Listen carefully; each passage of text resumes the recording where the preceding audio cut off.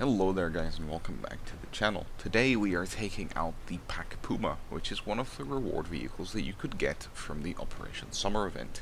And I must say, this thing is an absolute joy to play. I would even consider it to be basically like Hellcat without a turret and a better gun. Because it is extremely fast. You can play it like a Hellcat, you can rush caps, you can do whatever you want basically. Now, with that out of the way, you will notice that there's a KV-1S right in front of me, and he misses his shot. And I put a shot into him, but it bounces off the double layer of armor of the driver's hatch and the hull armor. The KV-1 shoots again, misses, and I put a shot into him now next to the driver's hatch. That takes him out. Now, while the KV-1S missed, the Sherman 105 manages to miss as well somehow, and I have a fairly easy time taking him out. And to be honest, I really should be dead at this point, but I'm not, so, well, being lucky is always nice. So with those two out of the way, I decide to push up towards the Charlie cap zone, because the enemy team has captured it, which means that there is going to be some targets there for me to shoot at. So I push up towards the hill, I look in front of me a little bit to see if there's any enemy players here, but it is mostly just AI. So I look towards the left, and I manage to spot myself a T-50. We put a shot into the side of his armor and completely take out his crew. Now I get pinged in the side, I look towards the direction it came from, but I decide it is no threat because it is probably the AI. Now I push up towards the cap and I see a BT in front of me, and I think this BT is a player, but it turns out he's actually not. It is just an AI that was sitting there. Now I drive through the cap to start the decap already, and then I spot myself a enemy T-34. I put a shot into his engine, and I know I am so fast that I can outrun his turret rotation, and therefore he is no threat to me whatsoever. I put another shot into him, which takes him out. Now I decide to drive a little bit forward to see if I can see any enemies in Bravo, but then the Panzer III M shoots, and I get notified that there's still an enemy tank there. I put a shot into his engine, but it only manages to do damage to the radiator. Now I know I'm still fast enough, and he's preoccupied with the Panzer III, that I go around him and put a shot right through the hull armor of his tank. Now I decide to stay in the cap zone because we're capturing it either way, and some extra points never hurt. I keep driving around a little bit, looking towards Bravo, see if I can spot any enemy targets, but as far as I can see right now, there is nothing too important. And then suddenly comes a M10 Wolverine. Now he gets shot by the Panzer III already, takes out his turret crew. I put a shot into his cannon breech, but then the Panzer III finishes him off. Now I decide to go back to my overview spot to see if I can find any enemy targets close to Bravo or Alpha. And I round the corner and I get my binos out, and I manage to spot myself a KV-2. Now I line up my shot, and the first shot, I don't know, maybe it hits the rocks, or maybe it just doesn't get rendered, but it does not do any damage. The second shot I put into him, however, takes out his entire turret crew. Now he has his gun breech taken out and his horizontal taken out. I put another shot into him, but it hits the little gun shield in front of the breech, so it does no damage. Now I do get shot by something, I have no clue really what, but I decide to not immediately extinguish the fire and just keep rolling with the speed that I gain from the downward momentum. I put out the fire on the little slope, and the moment it gets extinguished, I put the tank in neutral and let it roll down towards the valley where I am in cover from any enemy fire. And I can continue repairing my tank. Now I see a Sherman that is very slowly making his way towards Charlie. However, I still have 10 seconds to repair and can't do anything about that right now. Now as I am sitting here waiting for the last 5 seconds of my repair, I notice that my ammunition is getting rather low. So I do have to take into account that I will be running out of ammunition soon. It's not necessarily that the Puma does not have a lot of ammo, actually. It has quite a substantial amount, but I just don't take that much ammo into it. Now I do have to say, I almost never get ammo ranked. Most of the time that you're going to die is because of heavy 50 cal fire, and other just crew knockouts or hull breaks. Now I will put a little jump cut here because I will be going to the cap circle and getting myself some more ammunition, and that will take quite a while. So I will be back with you when the action resumes. So after reloading a couple of shells, we get back into the action. Now I still look towards the left to see if there's anything coming out of the spawn, but there is not, and then the verbal wind drags my attention towards the KV2 that we shot earlier. Now the KV2 was preoccupied with the verbal wind, so he does not even look at us, and we put a shot straight through the front of his whole armor, and therefore taking him out. Now I will put another little jump cut here because it does take about 3 minutes before I find myself another enemy. So after driving around for a couple of minutes, basically just chasing enemies that die the moment I manage to see them, we spot ourselves a Valentine moving through the woods up ahead. I see the outlines of his tank, put a shot into him, and manage to hit him and take out 2 of his crew members. So again, it will take quite a few minutes before anything interesting really happens, and that is sometimes the issue why I don't like to upload tank gameplay, because sometimes it takes so very long for anything to happen, and then it's just one kill, and then again it takes about 5 minutes afterwards to be remotely interesting again, that I feel that there is too many jump cuts in the whole gameplay for it to be enjoyable.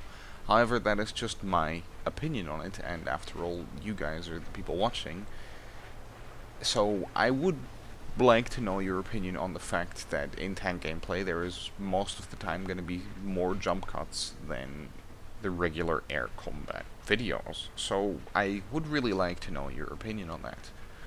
So with that out of the way, we push up in towards their spawn. At this point their team basically consists of a few people left alive that will spawn a plane or a tank, and it will basically be a last man's effort for them to win. Now a T-34 comes out of their spawn, I managed to spot him, and we put one shot into his side armor, taking out all of his crew members, so that grants us another kill. Now there is a P-47 in the air, so I try and take a shot at him. The shot however goes low, and then again it is also relatively difficult to take out a plane with a tank destroyer.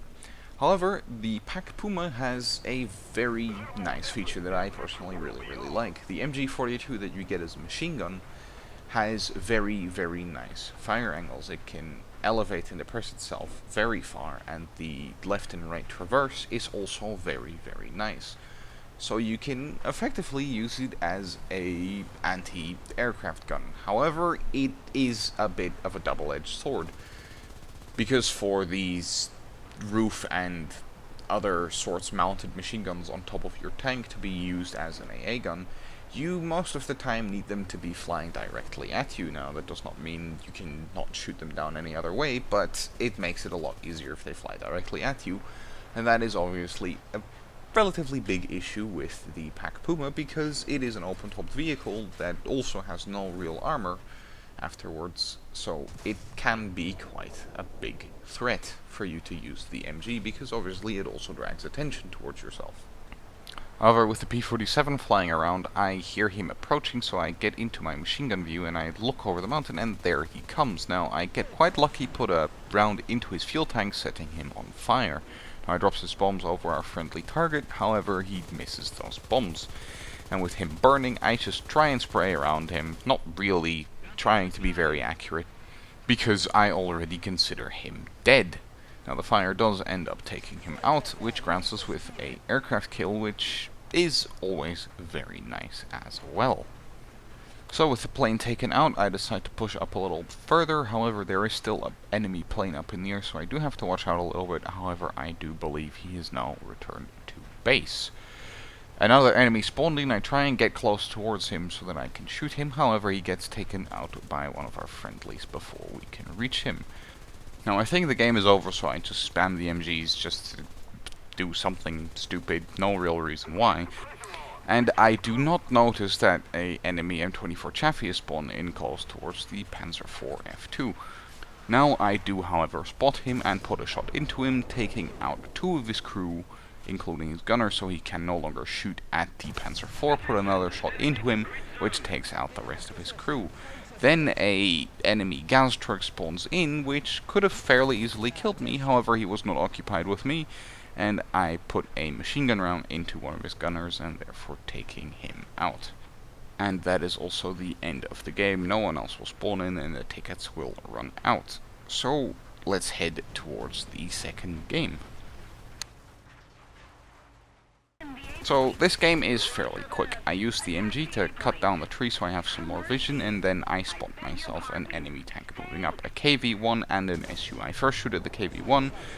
Probably shouldn't have actually done that. I probably should have shot at the SU-122 because he is faster. However, the SU-122 I presume disconnects from the game and basically blows up in front of my eyes. I then decide to move up because the A point is being captured by the enemy, and I try to look for any enemy tanks inside the cap circle. However, I do not really find any enemy tanks in the cap circle at this point. So I decide to push up towards basically the middle hill that overlooks Alpha with a little bit of altitude so that I can have a better overview of the actual cap zone. The Pak Puma is however very slow uphill and also very slow in water. The uphill is basically down to the fact that it cannot go at a certain inclination. Most tanks have between a 30 and 40% inclination, which basically means the angle of the hill that it can drive up to. Now, the Pak Puma can't really do that because it only has wheels and therefore has a lot less grip on the ground. However, we do manage to get up there and see ourselves a M10 tank destroyer. We put a shot into his engine and then another shot in towards his turret ring to finish him off. However, the KV-1 has noticed our presence, so I really don't want to go out in front of his gun because it is a tank destroyer after all, and a tank destroyer is not very good at brawling.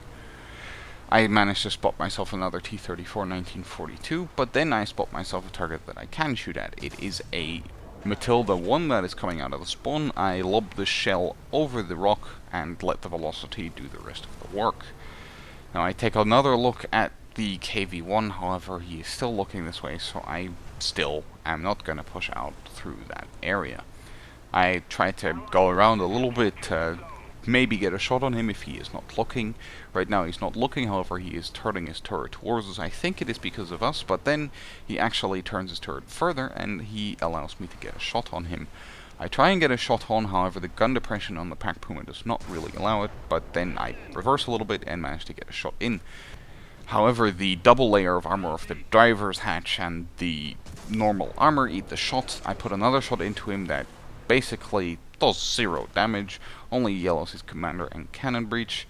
I try and get another shot in on maybe the T-34 that I saw earlier, however the KV-1 shoots again, so I basically try my luck, put another shot into him, and manage to take him out with a relatively lucky shot, because if that would have gone a little higher, then it would have probably bounced off his turret.